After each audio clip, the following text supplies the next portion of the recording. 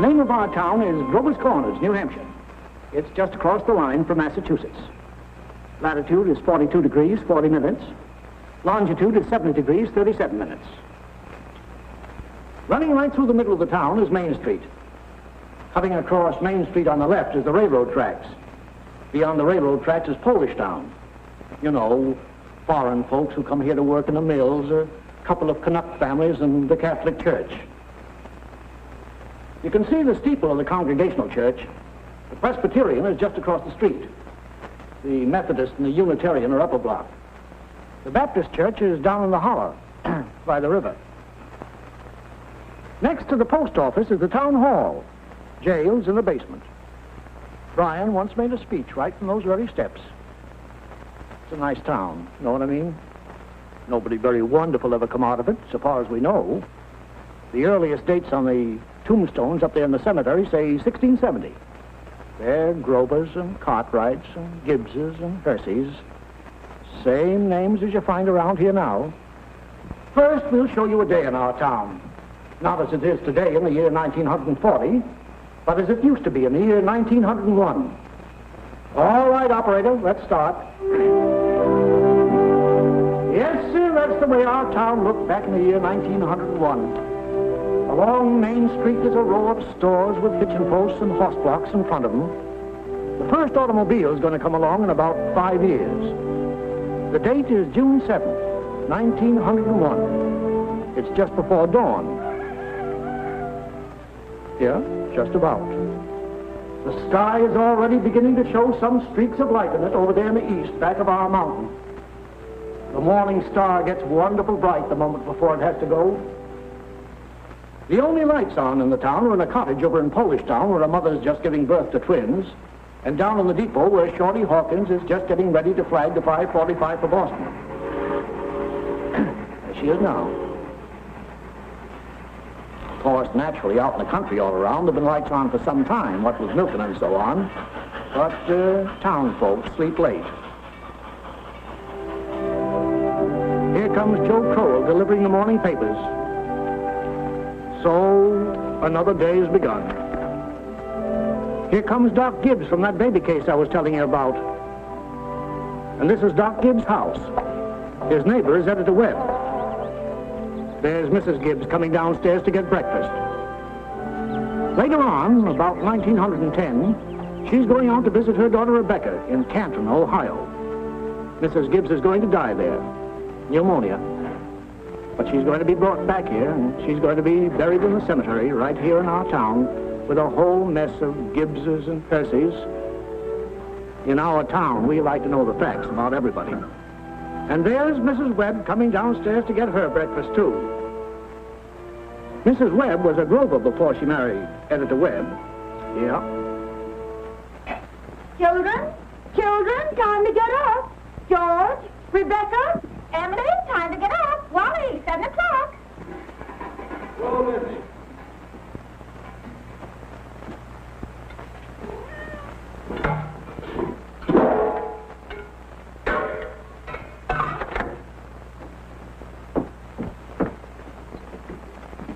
Morning, Hart. Morning, Miss Gibbs. Seems like you're late today. Yeah, something went wrong with separator. Don't know what was.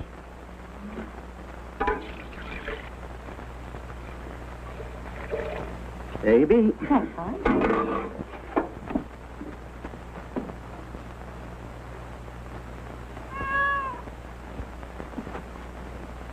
Morning, Miss Webb. Morning, Mr. Newsom.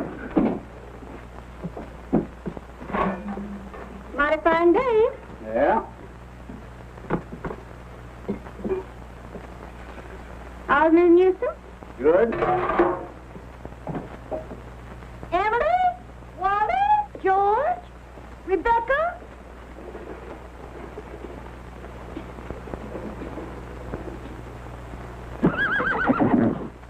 Come on, get up. Bessie, come on. What's the matter with you? Oh, they've quit taking milk. Now, come on. Morning, Howie. Come on. Morning, Doc. Bessie acting up? Oh, she's all mixed up about the route ever since the Lockhart stopped taking a quart of milk a day. She ought to leave him a quart just the same. Keeps scolding me the whole trip.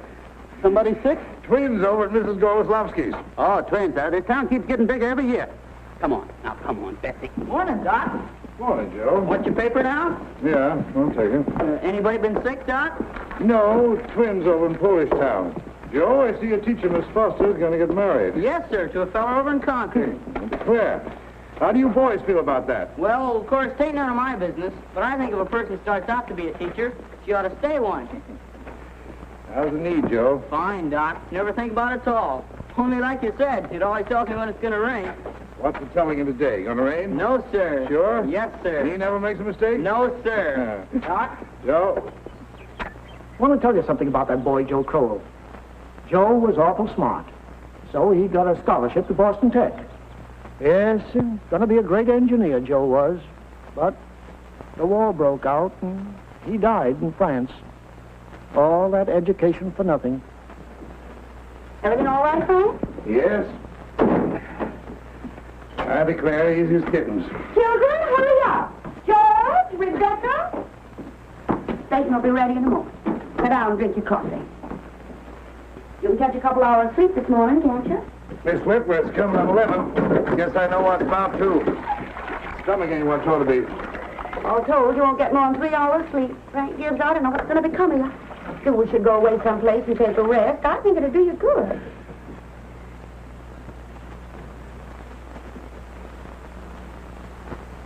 Children, hurry now. Emily, Wally. I declare you have to speak to George.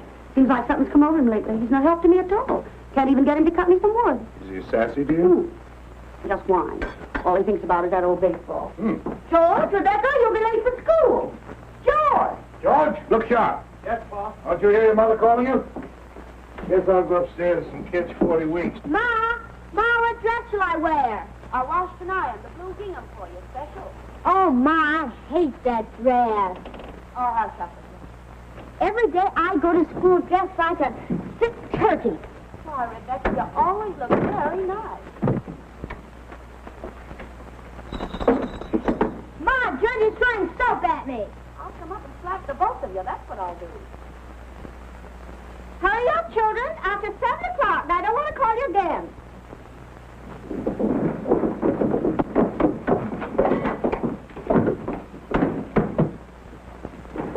Huh? Children? Children, I won't have it. Breakfast just as good as any other meal, and I won't have you gobbling like wolves. It'll stunt your growth, that's a fact. Wally, put your book away. Oh, Ma, by 10 o'clock I gotta know all about Canada. You know the rules well as I do. No books at table. As for me, I'd rather have my children healthy than bright. Well, I'm both, Mama. You know I am. I'm the brightest girl in school for my age. I have a wonderful memory. Eat your breakfast. Well, I'll speak to your father about it when he's rested. Seems to me like 25 cents a week's enough for a boy your age. I declare, I don't know how you spend it all. Oh, Ma, I got a lot of things to buy. Strawberry fox cakes, that's what you spend it on. Well, I don't see how Rebecca comes to have so much money. She's got more than $1. I've been saving it up gradual. Well, dear, I think it's a good thing to spend some now and then. Ma, you know what I like most in the world? Do you? Money. Eat your breakfast. This first bag, I'll go.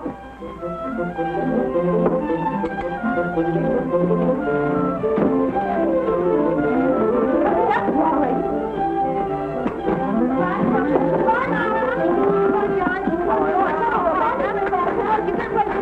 Now walk fast and don't pass them on.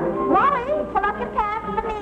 Rebecca, give me a post to my desk. Congratulations. Can you remember that? Rebecca, pick up your feet.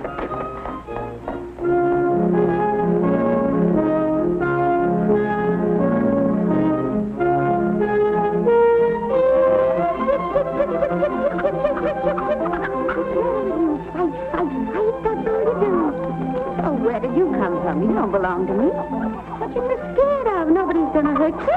Morning, Julia.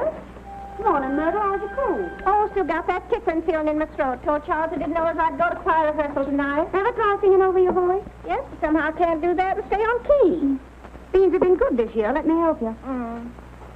I've tried to put up 40 quarts, but it kills me. Children say they hit them, but I notice they manage to get them down all winter. Myrtle, I got to tell you something. If I don't tell somebody, I'll burst. Why, Julia Gibbs, one of those second-hand furniture men from Boston, came to see me last Friday. First, I thought it was a patient waiting to see Dr. Gibbs, but he wormed his way right into my parlor. Little Webb, he offered me $350 for Grandmother Hershey's highboy as I'm sitting here. Well, you're going to take it, aren't you? You don't know? $350? Well, what's come over you? Well, if I could get the doctor to take the money and go away someplace on a trip, I'd sell it like that. You know, it's always been the dream of my life to see Paris, France. Crazy, I suppose.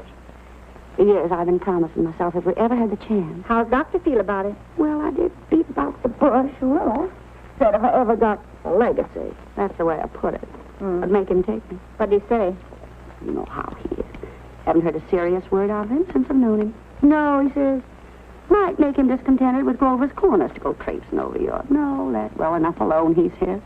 Well, if that second-hand man's real serious about buying it, you sell it, Julia. Then you'll get to see Paris. Just drop a hint from time to time. That's how I got Mr. Webb to take me to see the Atlantic Ocean, you know. Try and mention it. But it seems to me once in your life before you die, you ought to see a country where they don't speak in English and don't even want to. That'll do, ladies. Thank you very much. Now we'll skip a few hours.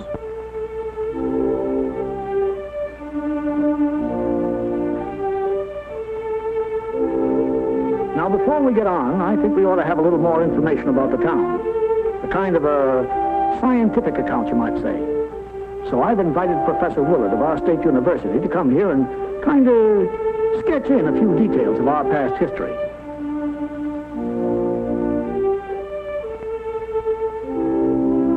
There he is now. Am I late? Right on time. May I introduce Professor Willard of our state university? Now, just a few brief words, Professor. Unfortunately, our time's limited. Yes, sir. Let me see. Grover's Corners. Grover's Corners lies on the old Pliocene granite of the Appalachian Range. I might say that's some of the oldest land in the world. We're very proud of that around here. Some highly interesting fossils have been found. I might say unique fossils. 2 miles north of town in Silas Peckham's cow pasture. These may be seen in the museum of the university at any time. Well, that is, at any reasonable time. Shall I tell them about the meteorological conditions, the mean precipitation, etc.? I'm afraid we won't have time for that, Professor. We might have a few words about the history of man here, though. Oh, anthropological data. Yes. Let's see. Early Amerindian stock, Cotahatchee tribes. No evidences before the 10th century of this era. Now entirely disappeared. Possible traces in 3 families. Migration in the early 17th century of English brachiocephalic blue-eyed stock, and since then some Slav and Mediterranean. And the population, Professor? Within the town limits, 2,640. Oh, is that so? In that case, the population at the moment is 2,642. The postal districts bring in 507 more, making a total of 3,149. Mortality, birth rates, constant. By McPherson's gauge, 6.032. Thank you very much, Professor. I'm sure we're all very much obliged here. Not at all, sir, not at all. Good morning. Good day. And now the social and political report. Oh, Editor Webb? Mr. Webb? Charlie Webb's the father of Wally and Emily. Emily's the smart girl with a good memory. You know, you saw her at breakfast. All right, Editor Webb, it's your turn now. Well, I don't have to tell you that we run here by a board of selectmen. All males vote at the age of 21. Women vote indirect. Politically, we are 86% Republican, 12% Democrats, 4% Socialists. The rest indifferent. Religiously, we're 85% Protestants, 12% Catholics. Rest indifferent. Very ordinary town, if you ask me, but our young people here seem to like it well enough. Lots of them settle down right here to live, even after they've been away to college. Now, is there anybody in the audience who'd like to ask Editor Webb any questions about our town? Is there much drinking in Grover's Corners? Well, ma'am, I wouldn't know what you'd call much. Saturday nights, the farmhands meet down at Ellery Greenwood's stable and holler some. We got one or two town drunks, but they're always having remorses every time an evangelist comes to town. No, I'd say that liquor wasn't a regular thing in the home here, except in the medicine chest. Right good for snake bites, you know, always was. Mr. Webb. Yes? Mr. Webb, is there any culture or love of beauty in Grover's Corners? Well, no, ma'am, not much. That is in the sense you mean. There's some girls that play the piano with the high school commencement, but they ain't happy about it. No, there ain't much culture. Robinson Crusoe and the Bible and Handel's Largo, we all know that, and Whistler's mother. That's about as far as we go. Thank you very much, Mr. Webb. Is there no one in town aware? No, I'm sorry, but we haven't time for any more questions. We must be getting on with the picture. It's getting on in the afternoon. All 2,642 have had their dinners. All the dishes have been washed. There's an early afternoon calm about the town. Charlie Webb's going home to mow his lawn. One man in 10 thinks it's a privilege to push his own lawnmower. The afternoon session of school is over. Doc Gibbs is in his office tapping people and making them say, ah, ah. I have to go home and tell my mother. I promised. Emily, walk simply. Who do you think you are today? Papa, you're terrible. One minute you tell me to stand up straight, and the next minute you call me names. I just don't listen to you. Golly, I never got a kiss from such a great lady before. Hello, Emily. Oh, hello. You made a fine speech in class today. Well, I was really ready to make a speech on the Monroe Doctrine, but the last minute Miss Foster made me talk about the Louisiana Purchase instead. I worked an awful long time on both of them. Gee, it's funny, Emily. From my window up there, I can see your head nights when you're doing your homework over in your room. Why, can you? You certainly do stick to it, Emily. I don't see how you can sit still that long. I guess you must like school. Well, I feel it's just something you have to go through. What do you think, Emily? We might work out a kind of telegraph from your window to mine, and you could give me a hit every once in a while on one of those algebra problems. Well, Oh, I don't mean the answers, Emily. Of course not. I mean, just some little hint. oh, I think hints are allowed, so if you get stuck, George, just whistle to me, and I'll give you some hints. Gosh. You're just naturally bright, I guess. Well, I figure it's just the way a person's born. Yeah.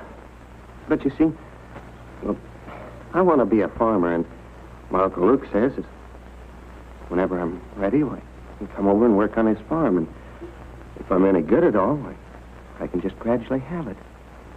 You mean the house and everything? Oh, yeah.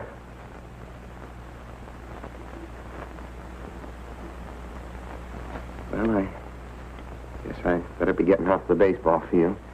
Thanks for the talk, Emily. Afternoon, Mrs. Webb. Hi, George.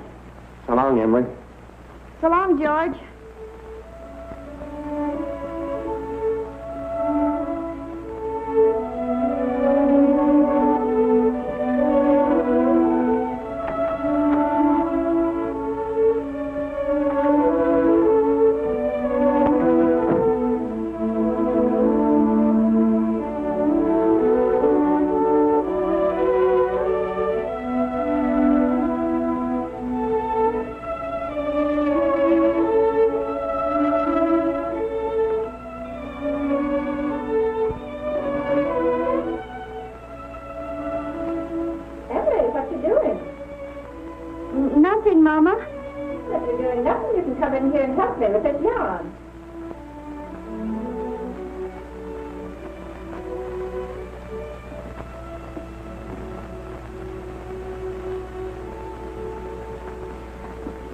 George Gibbs let himself have a real conversation, didn't he?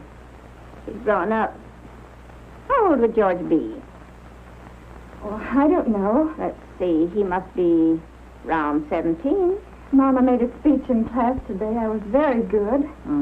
You must recite it to your father at supper. What was it about? The Louisiana Purchase. It was like silk off a spool. I'm going to make speeches all my life. You're holding it too tight, Emily. Yeah, that's better. Mama, will you answer me a question? Serious? Seriously, dear, not serious. Seriously, will you? Of course I will. Mama, am I good looking? Of course you are. Both my children have got good features. Be ashamed if they hadn't. Oh, Mama, that's not what I mean. What I mean is, am I pretty? I've already told you yes. Well, that's enough of that. You got a nice, young, pretty face. Never heard such foolishness. Oh, Mama, you never tell us the truth about anything. I am telling you the truth. Mama, were you pretty? Yes, I was, if you do say it. I was the prettiest girl in town next to Mamie Cartwright. Oh, but Mama, you've got to say something about me. Am I pretty enough to get anybody? Well, to get people interested in me. Emily, you make me tired. Now stop it. You're pretty enough for all normal purposes.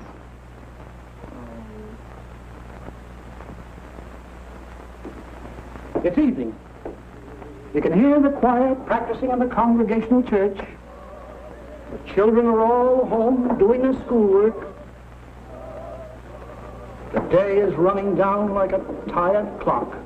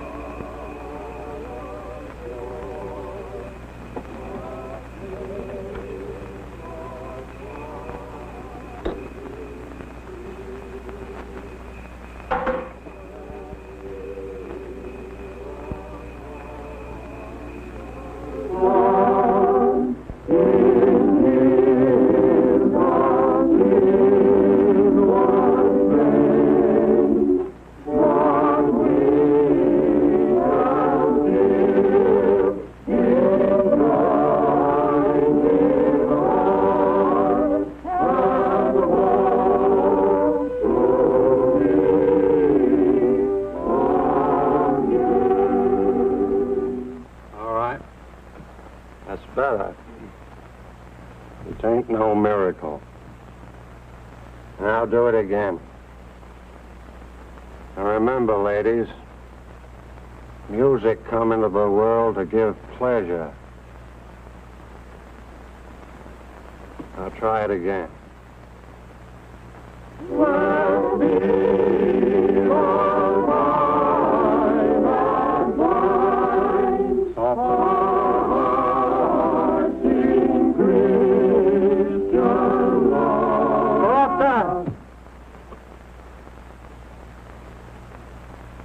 Now listen, everybody. Get it out of your minds that music's only good when it's loud. You leave loudness to the Methodists. You couldn't beat them, even if you wanted to.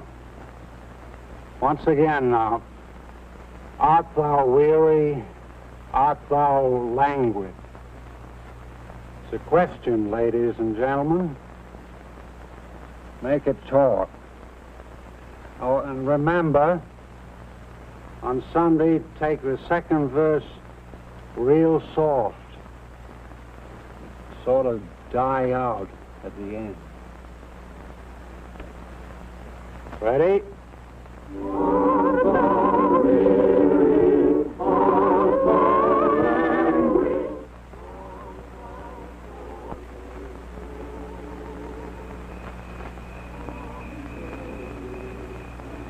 Emily.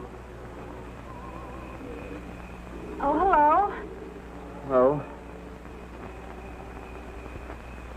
can't work at all. The moonlight's so terrible.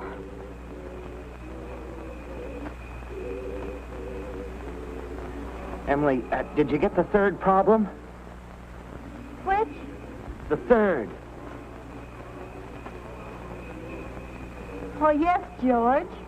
That's the easiest of them all. I don't see it. Well, Emily, could you give me a hint? Well, I'll tell you one thing. The answer's in yards. In yards? What do you mean? Square yards. Oh, square yards. Well, yes, George, don't you see? Yeah. Square yards of wallpaper. Oh, I see. Square yards of wallpaper. Thanks a lot, Emily. You're welcome. My. Isn't the moonlight terrible?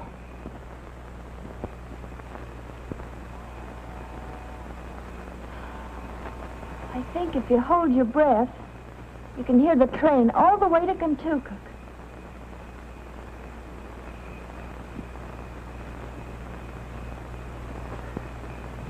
Hear it? Oh, what do you know?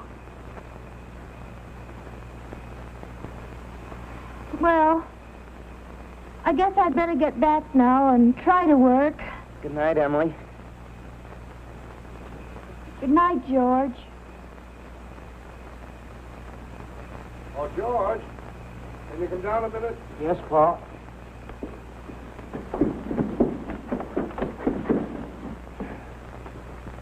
Make yourself comfortable, George.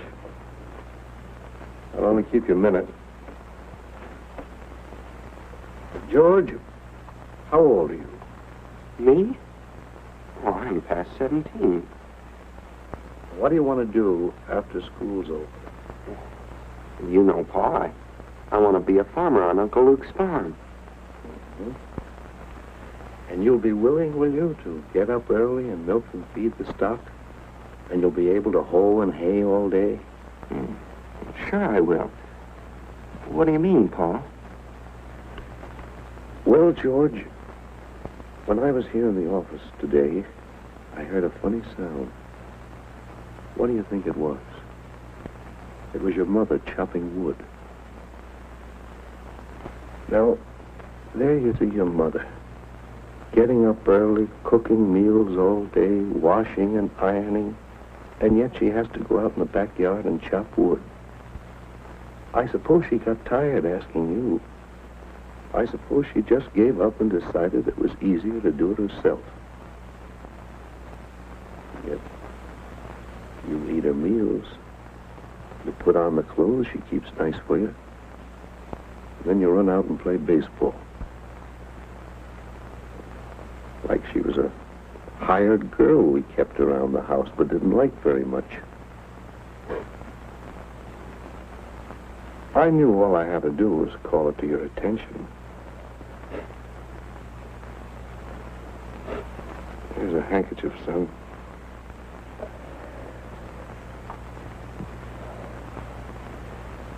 I wonder what's happened to your mother. Choir practice never was as late as this before. Only 8:30, Pa. I don't know what she wants in that choir anyway. She hasn't got any more voice than an old crow. Traipsing around the street this hour of the night.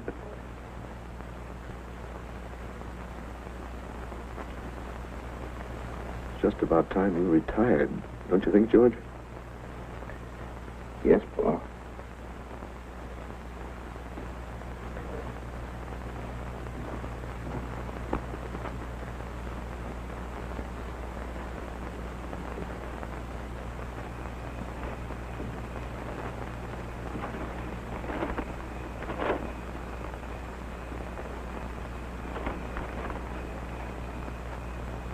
My, it's late.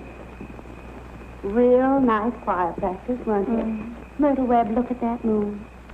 Potato weather, sure.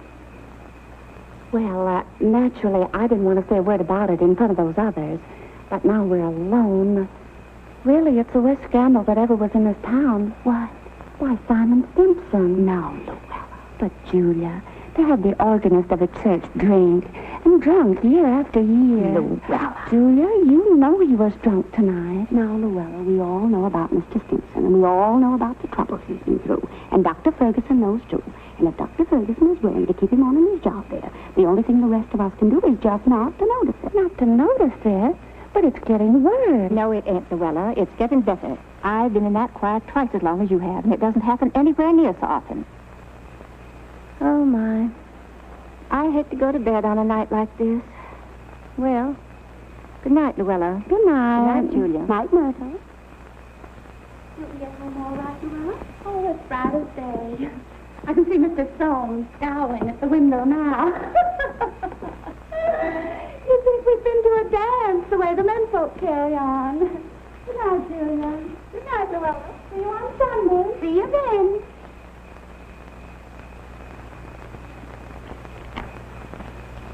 Well, we had a real good time. You're late enough. Frank ain't any later than usual. You stopping to gossip with a lot of hens. Now, don't be grouchy.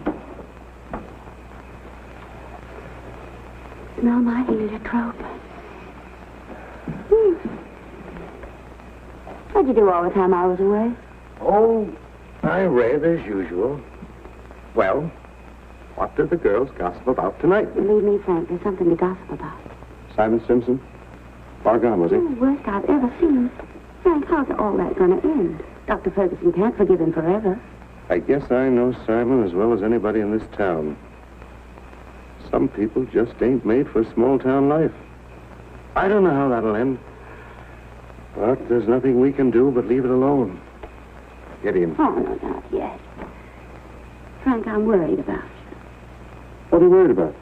Well, I think it's my duty to plan for you to get a real rest and change. And if I get that legacy, I'm going to insist upon it. No, Julie, no. There's no sense in going all over that again. Come on. It's getting late.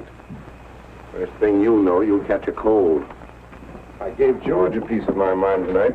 I reckon you'll get your wood chop. For a little while, anyway. You know that Mrs. Fairchild always locks the front door every night. All the people up in that part of town do. They're all getting too cityfied. That's the trouble with them. They haven't got a thing fit to burgle, and everybody knows it.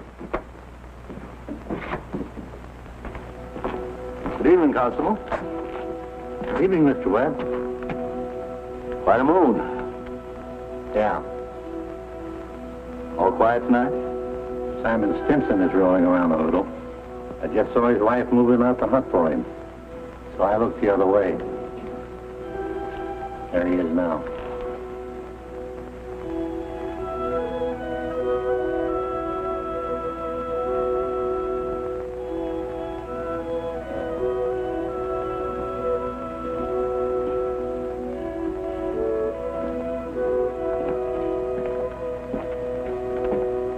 Good evening, Simon.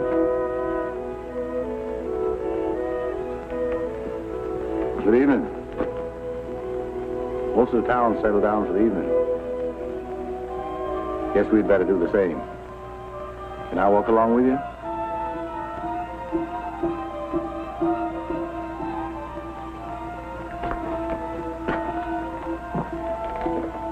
Good night.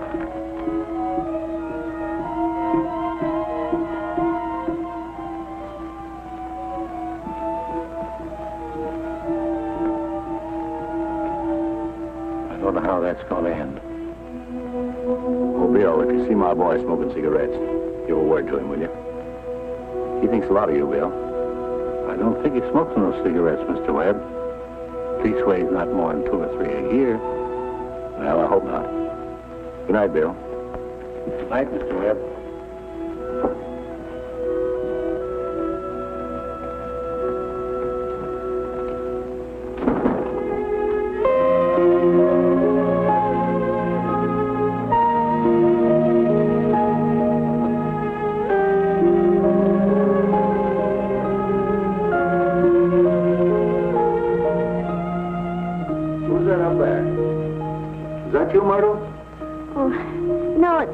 Papa?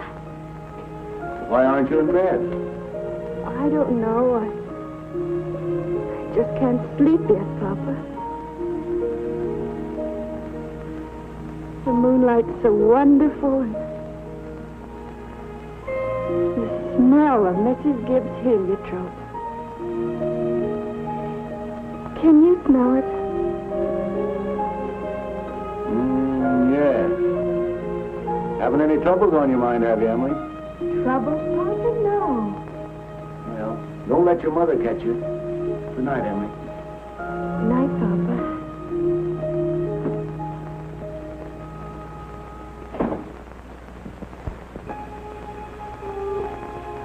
I never told you about that letter Jane Crawford got from her minister when she was sick. He wrote Jane a letter, and on the envelope the address was like this. It said, Jane Crawford, the Crawford Farm, Grover's Corners, Sutton County, New Hampshire, the United States of America. What's funny about that? But listen, it's not finished. The United States of America, continent of North America, Western Hemisphere, the Earth, the solar system, the universe, the mind of God. That's what it said on the envelope. What do you know? Yep, and the postman brought it just the same. What do you know?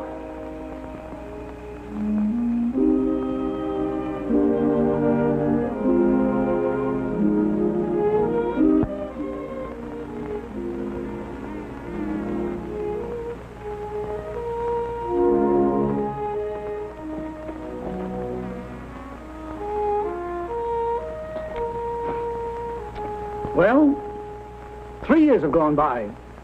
The sun's come up over 1,000 times.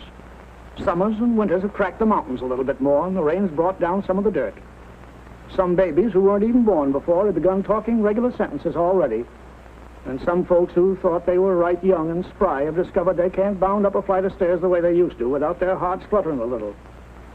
All that can happen in 1,000 days. Nature's been pushing and contriving in other ways, too. A number of young people fell in love and got married. Most everybody in the world gets married. In this town, there aren't hardly any exceptions. Most everybody climbs into the grave married. What you've seen was called the daily life. Let's call what you're going to see love and marriage. So it's 3 years later. It's 1904. It's July 7th, just after the high school commencement. That's the time most young people jump up and get married. As soon as they've passed their final examinations in solid geometry and Cicero's orations, that's the time most young people think themselves fitted to get married. It's early morning again. Only this time it's been raining. It's been thundering and pouring. I don't know. May start in again any moment. Yeah. There's the 5:45 for Boston. And there's Cy Cole delivering the papers like his brother before him. And there's Mrs. Gibbs and Mrs. Webb coming downstairs to get breakfast just as though this were an ordinary day. I don't have to point out to the women in the audience that both these ladies they see before them, both these ladies have been cooking 3 meals a day, one of them for 21 years and the other for 25, and never took a summer vacation. They raised 2 children apiece, washed, cleaned the house, and never had a nervous breakdown. And here comes Howie Newsom and Bessie delivering the milk.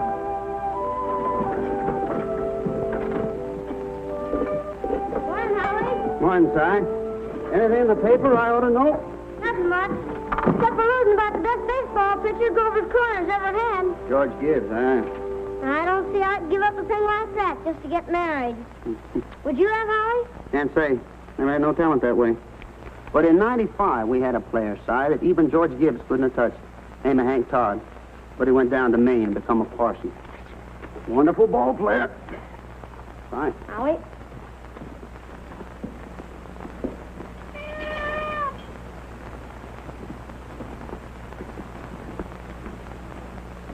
Morning, Miss Gibbs. Morning, Howie. It's too bad it's so wet, but I guess it's cleared up for good. Certainly hope it has. Going to have a house full of relations today, Howie.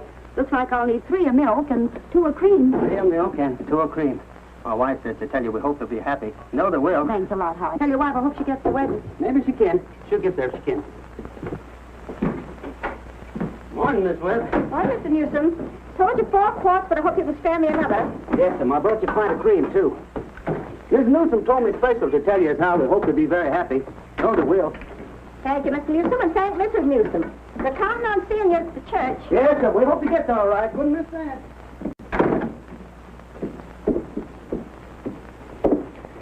Well, Ma, days come. We're losing one of your chicks. Frank Gibbs, don't you say another word. I feel like crying any minute. Down, drink your coffee. Bloom's upstairs shaving himself, only there ain't very much to shave. He's whistling and singing like he was glad to leave us. Every now and then saying, I do, to the mirror. But it don't sound convincing to me. I declare, Frank, I don't know how he's going to get along. I've always arranged his clothes for him, seen to it that his feet were dry and he had warm things on. They're too young for him. Emily will never think of those things. He'll catch his epic cold within a week. I remember my wedding morning, Julie. Don't stop that, Frank, here. I was the scaredest young fellow in the state of New Hampshire. Thought I'd made a mistake for sure. And when I saw you coming down the aisle, I thought you were the prettiest girl I'd ever seen. The whole trouble was I'd never seen you before. There I was, right in the Congregational Church, being married to a total stranger. Well, how do you think I felt? I tell you, Frank, weddings are perfectly horrible things. Farces, that's what they are. Made something for you. Why, Julie Hersey. French toast. Ain't hard to make. Besides, I had to do something. How'd you sleep last night, Julie? Heard a lot of hours struck off. I get a shock every time I think of George setting out as a family man. That great, gangling thing. I tell you, Julie, there's nothing in the world so terrifying as a son. The relation between a father and a son is the dangest, awkward... Well, mother and daughter's no picnic, I can tell you. I do. I do. They'll have a lot of trouble, I suppose, but that's none of our business. Everybody's got a right to their own trouble. You know one thing that scared me when I married you? Go along with you. I was afraid we didn't have material for conversation more than it'd last a few weeks.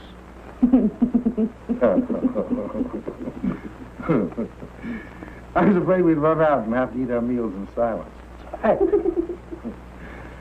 Well, you and I have been conversing for 20 years without any noticeable barren spells. Good weather, bad weather, tain't very choice, but I always find something to say. Did you hear Rebecca standing around up there? No. This is the only day in the year when she isn't managing everyone's affairs up there. She's hiding in her room, and I have an idea she's crying.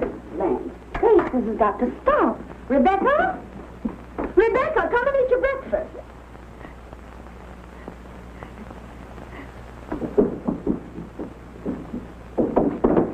Good morning, everybody. Only 4 more hours to live. George, Gibbs, where you going? I'm just stepping across the grass to see my girl. Now, George, put your rubbers on. It's been raining and torrent. You don't step out of this house unless you're prepared for it. Oh, Ma, it's just a step. You'll catch your death of cold and cough all through instead of it. Oh, George. Do as your mother tells you.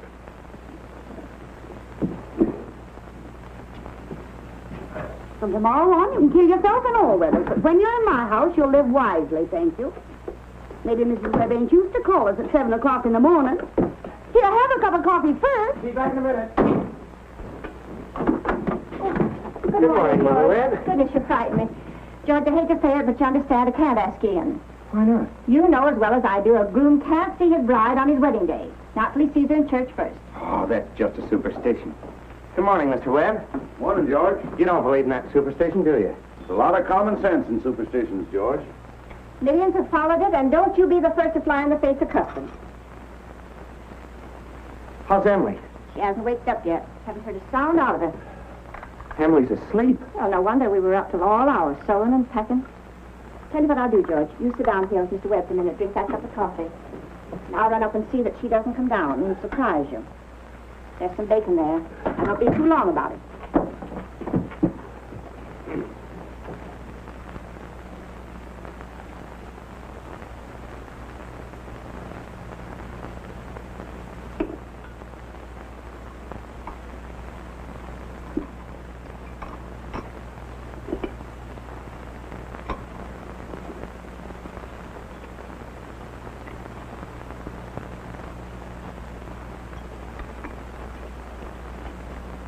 Well, George, how are you? Oh, I'm fine. Mr. Webb, what common sense could there be in a superstition like that? Well, George, on the wedding morning, a girl's head is full of, clothes and one thing and another. Don't you think that's probably it? Well, yes. Guess I never thought of that before. The girls have to be mite nervous on her wedding day. Gee, I wish a person could get married without all that marching up and down. Every man that's ever lived has felt that way, George. It hasn't been any use. It's the women folks who've built up weddings, my boy. Man looks mighty small at a wedding, George. All those good women standing shoulder to shoulder, making sure that the knot's tied in a mighty public way. Well, you believe in it, don't you, Mr. Webb? Oh, yes. Oh, yes. Now, don't misunderstand me, George. Marriage is a wonderful thing. A wonderful thing. Don't you forget that, George. No, sir.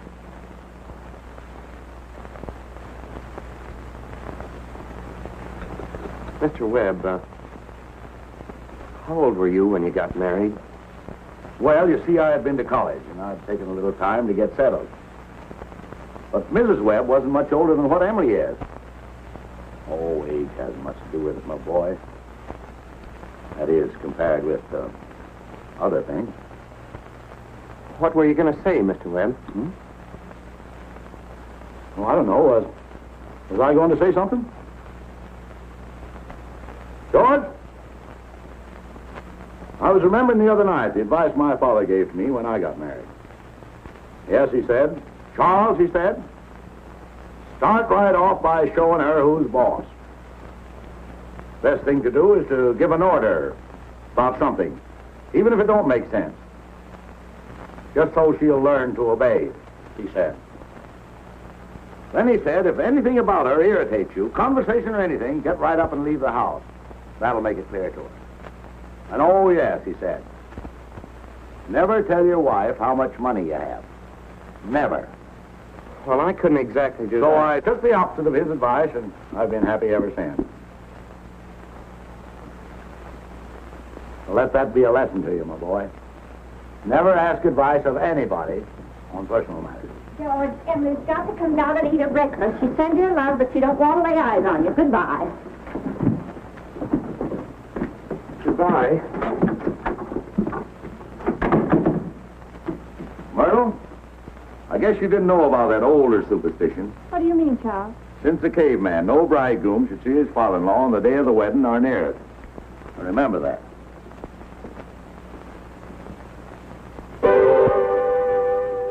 Now, before we get on with the wedding, I think we should see how it all began, this plan to spend a lifetime together.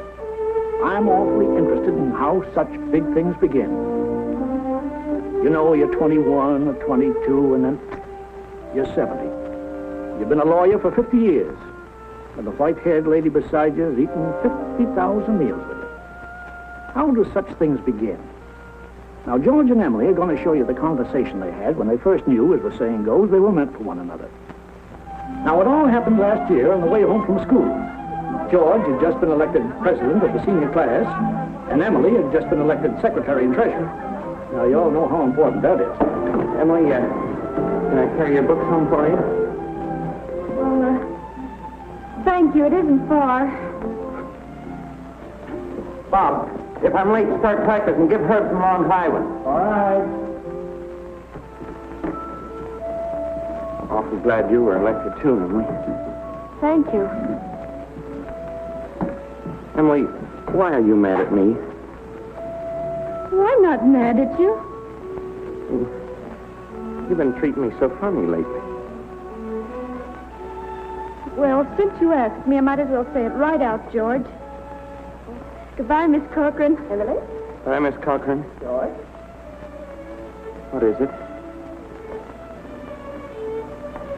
I don't like the whole change that's come over you this last year. I'm sorry if that hurt your feelings, but I just got to tell the truth and shame the devil. Change? What do you mean? Well, up to a year ago, I used to like you a lot. I used to watch you while you did everything. Because we'd been friends for so long. And then you started spending all your time at baseball, and you never stopped to speak to anybody anymore. Not to really speak. Not even to your own family you didn't. And George, it's a fact. Since you've been captain, you got awful stuck up and conceited, and all the girls say so. Hurts me to hear them say it, but I have to agree with them a little because it's true. Oh, gosh, Emily. I never thought that such a thing was happening to me. I guess it's hard for a fellow not to have some faults creep into his character. Always expect a man to be perfect, and I think he should be. Well, I don't think it's possible to be perfect, Emily. Well, my father is. And as far as I can see, your father is. And there's no reason on earth why you shouldn't be, too. I feel that it's just the other way around. Well, men aren't naturally good, but girls are. Well, you might as well know right now that I'm not perfect. It isn't as easy for a girl to be perfect as a man because, well, we girls are more nervous. Oh, now I'm sorry I said that about you. I don't know what made me say it. Emily... Now I can see it isn't the truth at all. Suddenly I feel it isn't important anyway.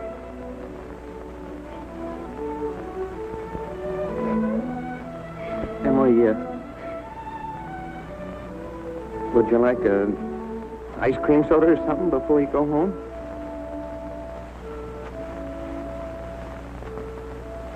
Thank you, I would.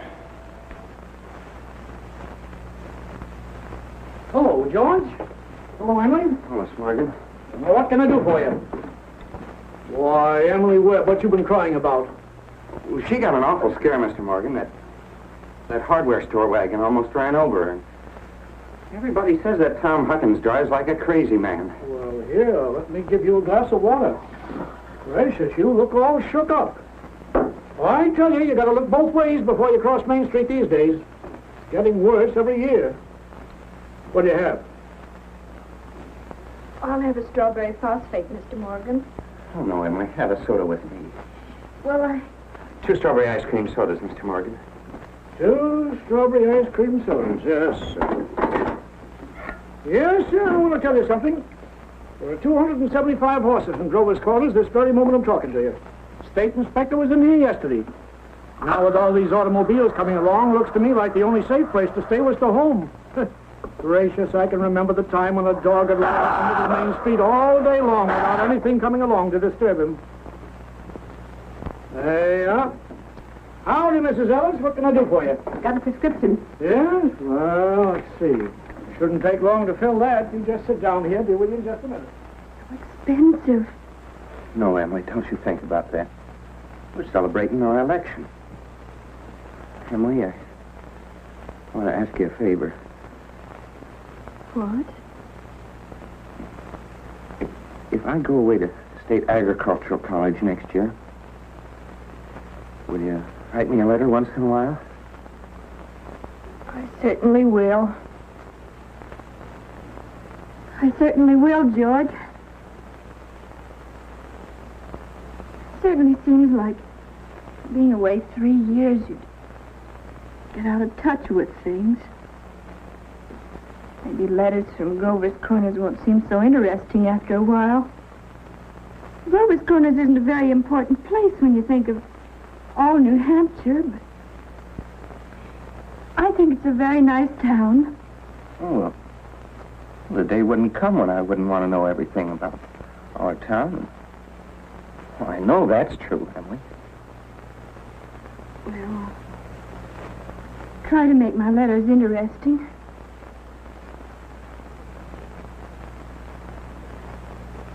You know, Emily, Whenever I meet a farmer, I ask him if he thinks it's important to go to agricultural school to be a good farmer. Why, George. Yeah, and some of them even say it's a waste of time. And well, you can get all that stuff anyway, and the pamphlets the government puts out. Well, Uncle Luke's getting pretty old, and he's about ready for me to start taking over his farm. Tomorrow, if I could.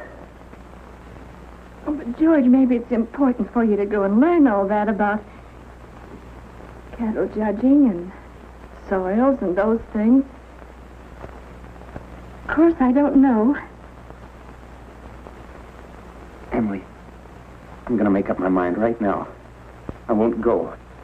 I'll tell Pa about it tonight. But, George, you don't have to decide right now. It's a whole year away. Emily, I'm glad you spoke to me about that fault in my character. I mean, everything you said was right, but there was one thing wrong with it. And that's when you said I wasn't noticing people. You, for instance. If you say you were watching me when I did everything, I was doing the same thing about you all the time. Why? Sure, I always thought about you as one of the chief people I thought about. I always made sure where you're sitting on the bleachers, who you were with. For 3 days now, I've been trying to walk home with you, but something always got in the way. And yesterday, I was standing out by the wall waiting for you. And I walked home with Miss Cochran. George. Life's awful funny. How could I have known that? I thought... Emily, I'm going to tell you why I'm not going to agricultural school.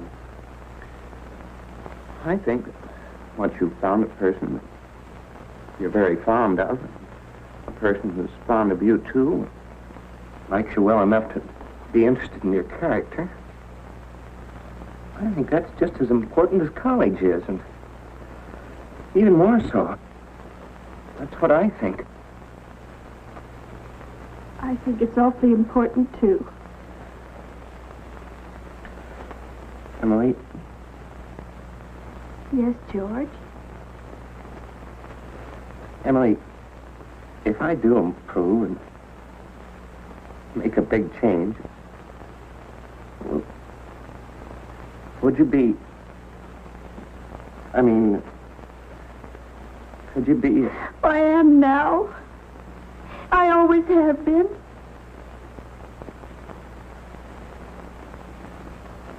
So I guess this is a pretty important talk we've been having. Yes.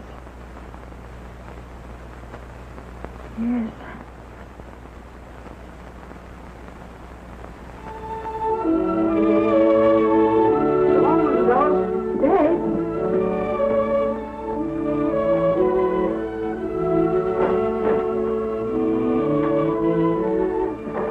Wait a minute, I'll walk you home.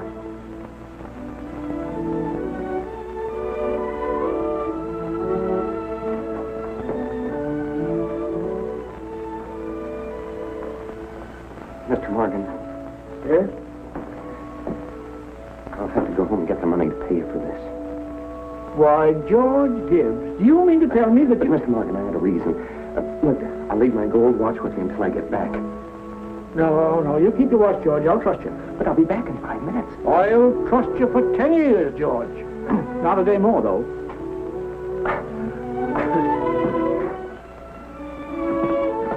Feeling all right now, Emily? Oh, yes. Thank you, Mr. Morgan. It's nothing. I'm ready.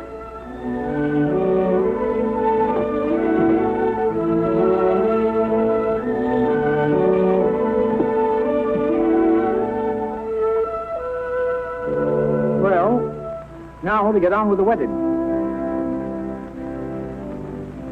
There's a lot of things to be said about a wedding. We can't get them all into one wedding, naturally. Especially not a wedding in Grover's Corners, where weddings are mighty short and plain. People think a lot of thoughts during a wedding. The bride, the groom, the relatives and the guests, and even the minister. Yes, a lot of thoughts go on during a wedding. I've married 200 couples in my day. M marries N. Millions of them.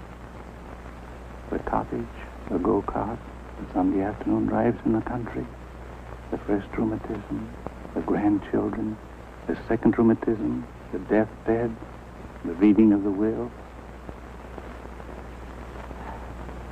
Once in 1,000 times, it's interesting. I don't know why on earth I should be crying. I suppose there's nothing to cry about. This morning at breakfast just come over me. There was Emily eating her breakfast as she's done for 17 years. She's going out of my house. I suppose that's it. I never felt so alone in my whole life. I don't want to get married. Why can't I stay for a while, Sam? Papa, darling, don't you remember what you used to say all the time that I was your girl? I don't want to get married.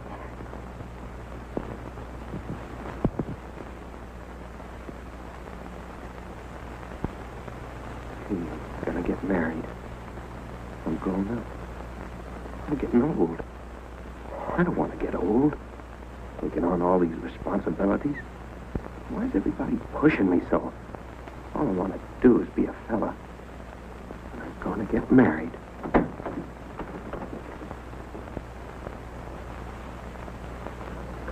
Cheer up, Ma. I'm getting married.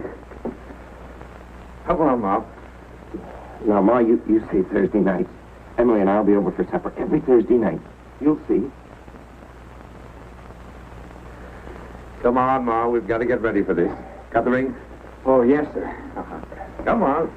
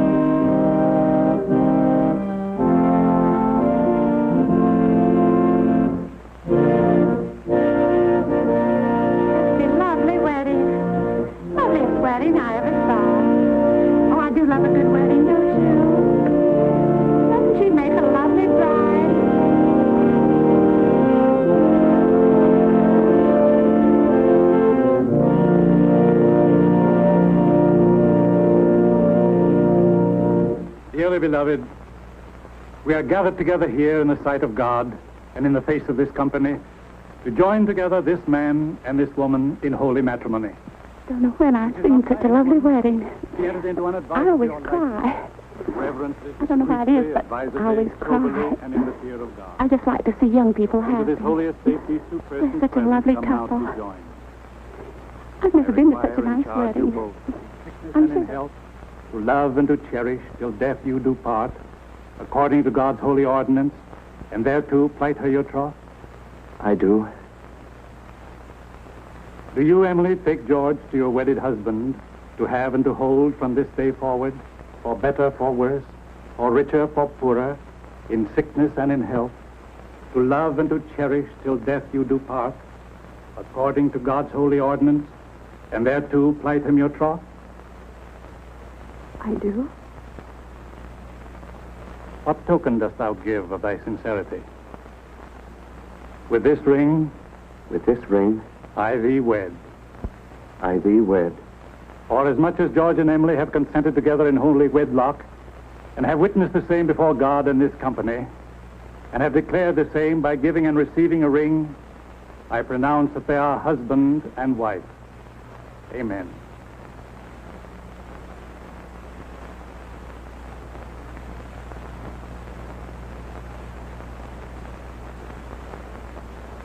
forever, forever and ever.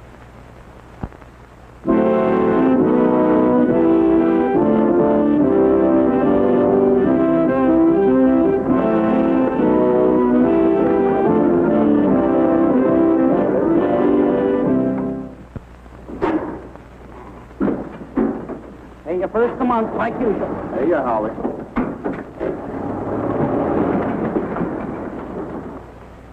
Man his age shouldn't be driving one of those things. Not when he's got a lot of young fellas to do it for him. Well, Howie likes to deliver the milk himself. Says he gets the feel of the town that way. You know, in all these years, he never kept a book. Carries all the accounts in his head. I hear he's been doing so well, he's begun locking his front door at nights. Afraid of burglars. Ain't no burglars in this town yet. No, but Howie's heard about them.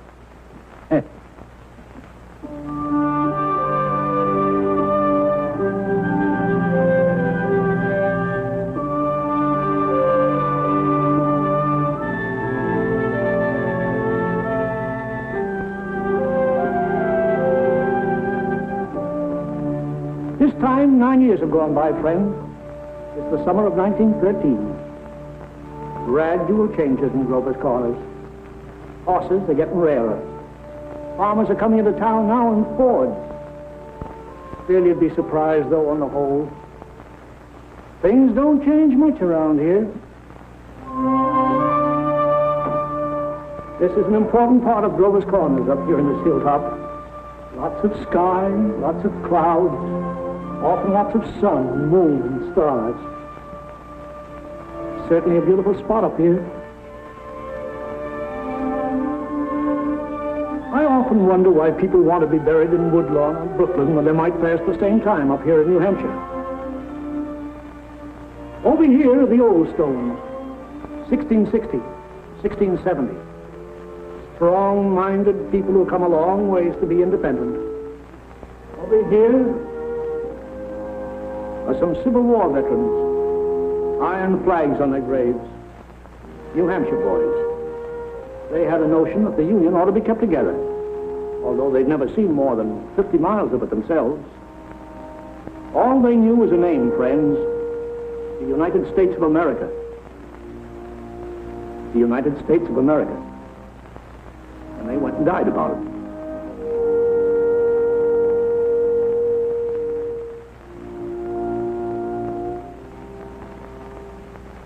This is the new part of the cemetery. There's Mrs. Soames, who enjoyed the wedding so much, remember? And there's our friend, Mrs. Gibbs. And Doc Gibbs lost his wife 3 years ago, just about this time. And Editor Webb's boy, Wallace, whose appendix burst on a Boy Scout trip to Crawford Notch. There's Mr. Stimson, the organist at the Congregational Church. He drank a lot, they used to say. Hung himself in the attic. They tried to hush it up, but of course it got around.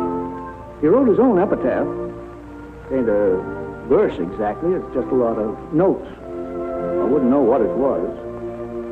It was all read up in the Boston papers at the time, though. A lot of sorrows kind of quieted down up here, too. All those important things, mother and daughter, husband and wife, enemy and enemy, money and miser. All those terribly important things. The earth part kind of burns away, burns out. And what's left? What's left when memory is gone? And your identity, Mrs. Smith? Something eternal. We all know down in our bones that something is eternal, and that something has to do with human beings. All the greatest people that have lived for the past 5,000 years have been telling us that. And yet you'd be surprised how we lose sight of that fact. There's something eternal about every human being. I guess I'm thinking these thoughts today on account of our friend Emily. Another baby's expected down at that happy home we saw started. It's Emily's second. There's a little boy about 6 years old. But this time Emily's pretty sick. Doc Gibbs is going around these days with a mighty worried face.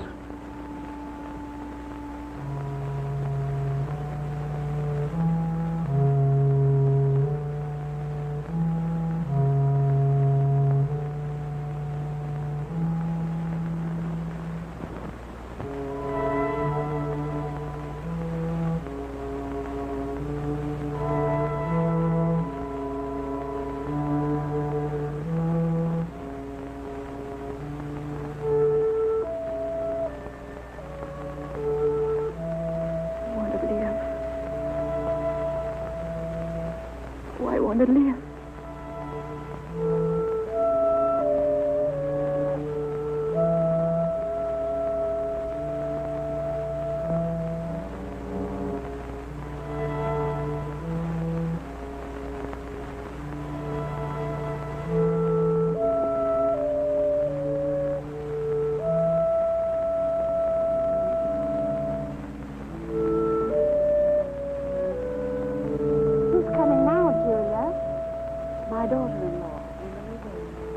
What ails her? Trouble bringing a baby into the world. Why, I remember Emily's wedding. Wasn't it a lovely wedding? I remember I called on George and Emily at their farm just before I died. It's a beautiful farm.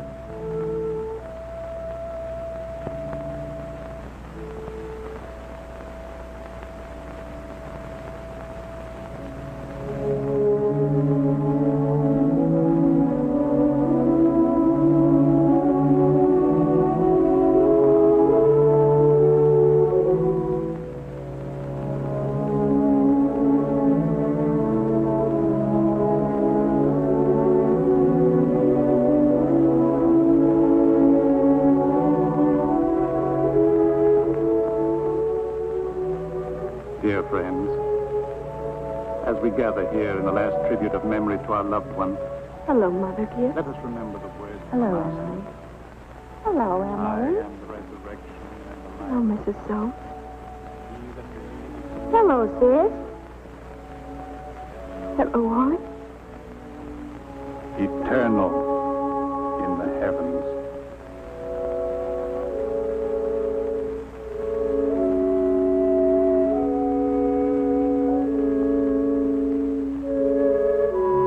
Mother Gibbs, they're going.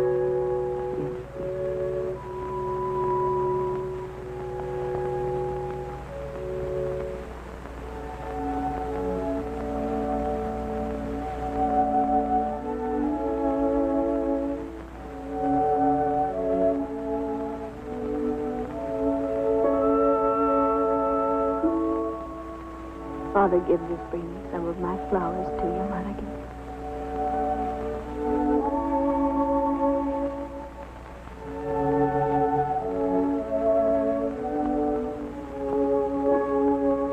Mother Gibbs, I never realized how troubled and sad he looks.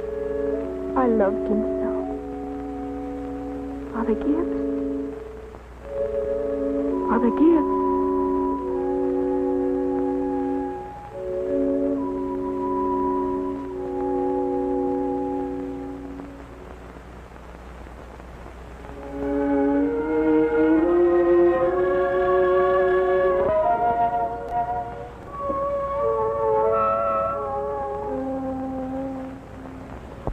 So tired, Mother Gibbs.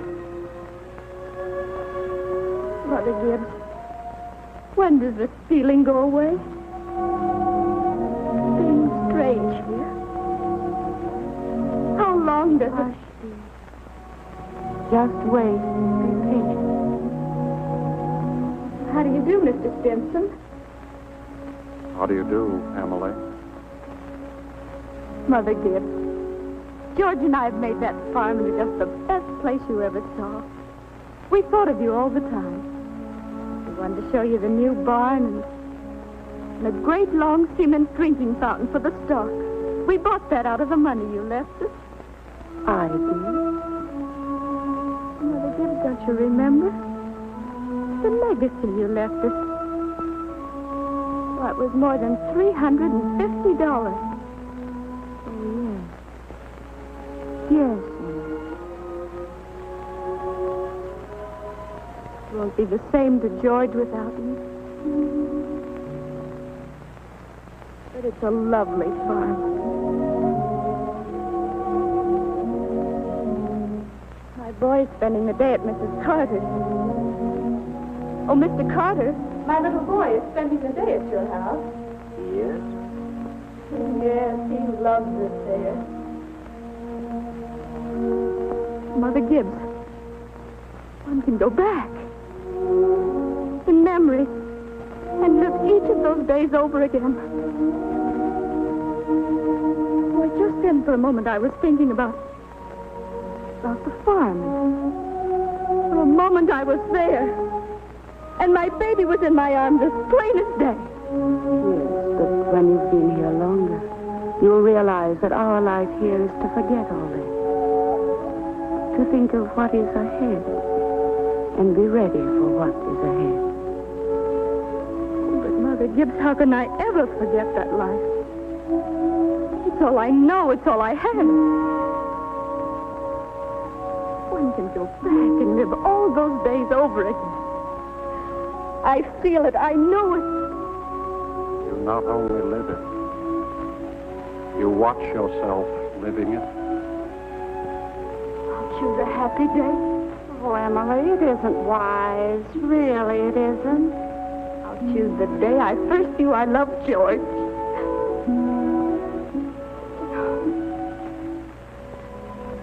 Why should that be painful? Because it's the happiest days that are the hardest to relive and to forget. I must. Then choose an unimportant day. Choose the least important day in your life. It will be important enough.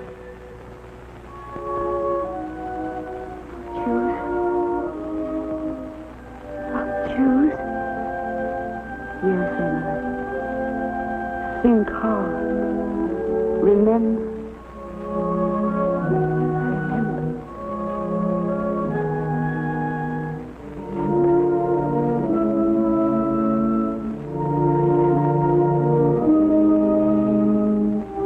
But there's Main Street. That's Mr. Morgan's drugstore before he changed. And there's the livery stable. I knew as a little girl. And look, there's the old white fence that used to be around our house. Oh, I'd forgotten that. I love it so.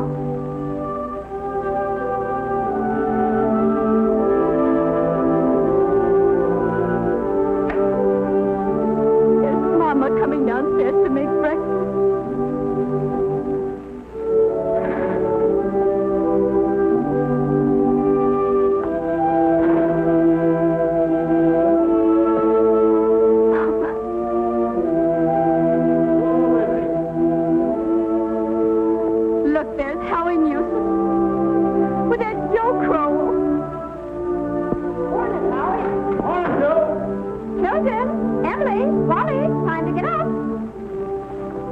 Morning, Miss Webb.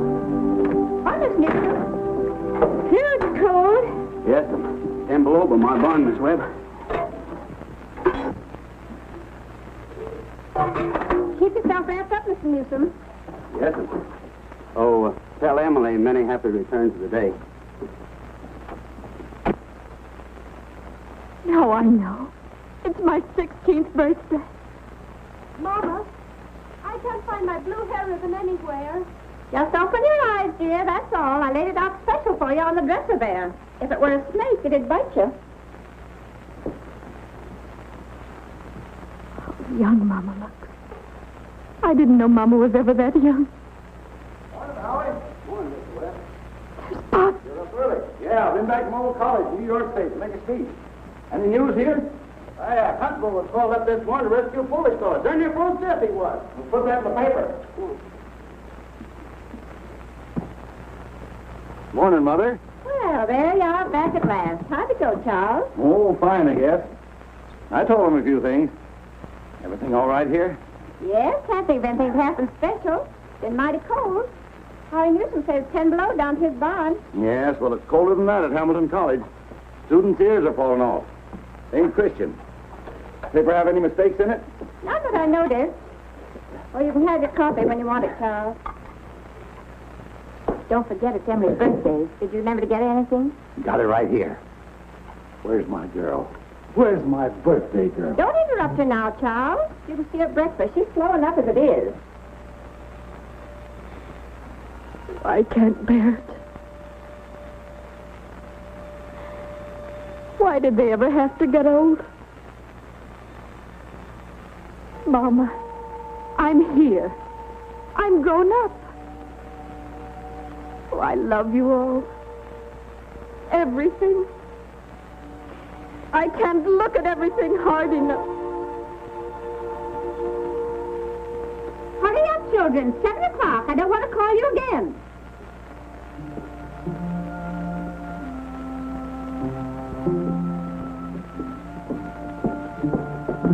Morning, Mama. Well, now, dear. A happy birthday to my girl and many happy returns. Prize is waiting for you on the table there. Oh, Mama, you shouldn't have. Can't I? Birthday or no birthday, I want you to eat your breakfast good and slow. I want you to grow up and be a good, strong girl. That and the blue package is from your Aunt Carrie. Good morning. Good morning, George. Brought this over for your birthday, Emily.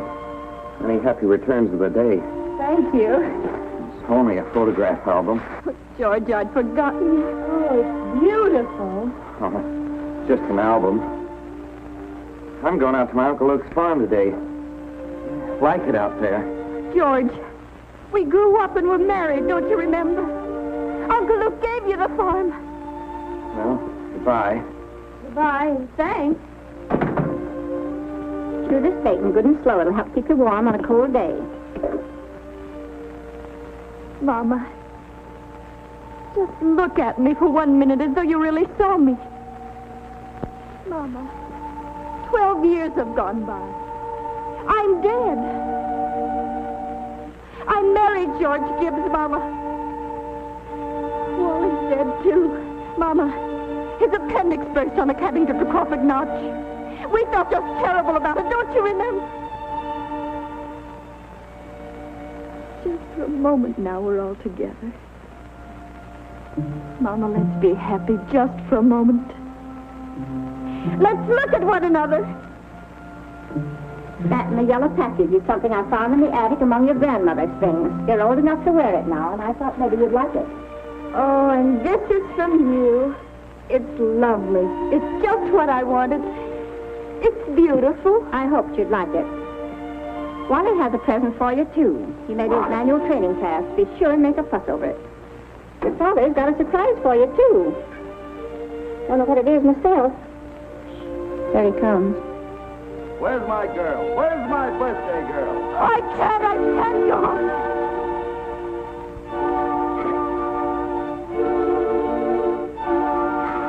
It goes so fast. We don't have time to look at one another.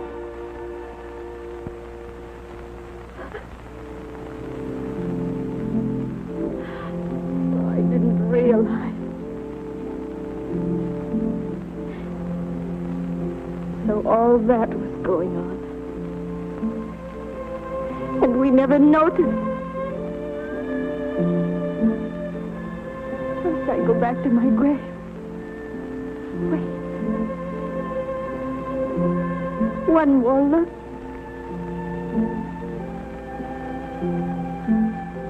Goodbye. Goodbye, world. Goodbye, Grover's Corner. Mama, Papa.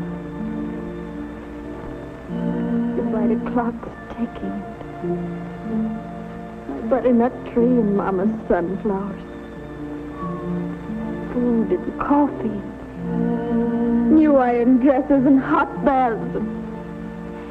And sleeping and waking up.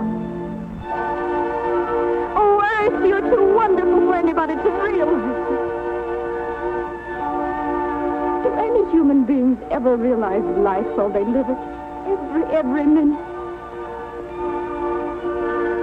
Oh, I want to live, I want to live, I want to live. Of course you do, Emily. Of course.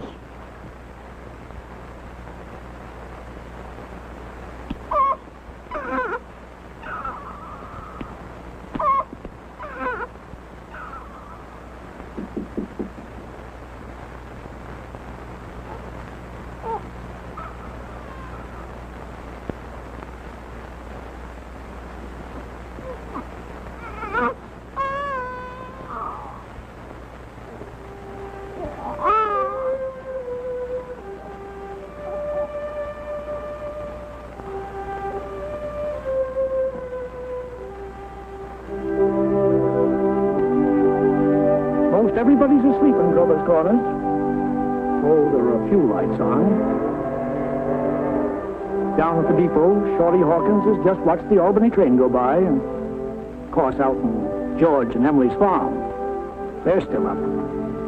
Talking over the new baby, I suppose. It's like what one of those Midwestern poets said.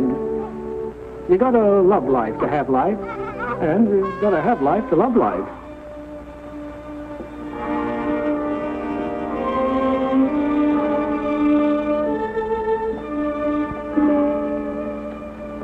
$11 o'clock in Grover's Corners. Tomorrow's another day. Everybody's resting in Grover's Corners. You get a good rest, too.